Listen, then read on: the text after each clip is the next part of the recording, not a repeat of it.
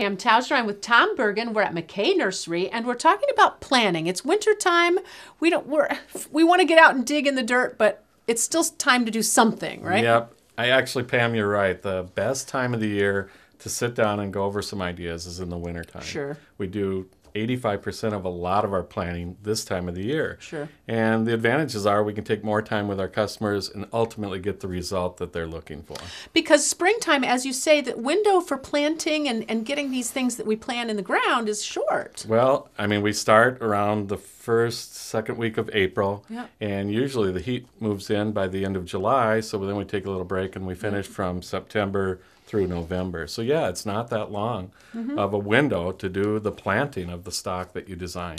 What types of things do you plan out on paper before we have plans here in front of us? We do, and the biggest thing is to know how big your space is. Okay. The worst mistake that you can make is putting so many plant materials into a design that ultimately 2 years later you're removing part of that design. Probably a common mistake is to plant them too close together. Very common, and that's why it's good to work with a design professional, someone who has a background who can tell you how large plant material ultimately grow. And that's what we do. We show people exactly how large plants will become when they're mature, so that we don't over-plan a space. Sure, because crowding is a problem too. Once they grow into each other, then you have more problems. Right. It always seems like your appetite for plant material is always bigger when you're first starting, but in reality, spaces are finite. There's only so much room you have for plant material. And it's important to have a trained eye look at this type of thing. It's difficult to do when you're just looking at a blank plan. Very much so. And you also want to make sure that you know how you're going to use that space too. Sure. If you're going to be entertaining, for example, or if this is an area for quiet time or something like that. So that's another reason why you want to plan that in advance. Right. Drainage, always a big issue around homes, difficult to do on your own. Always that site analysis work where we come out, actually look at where the drainage is going to occur, what the slope is.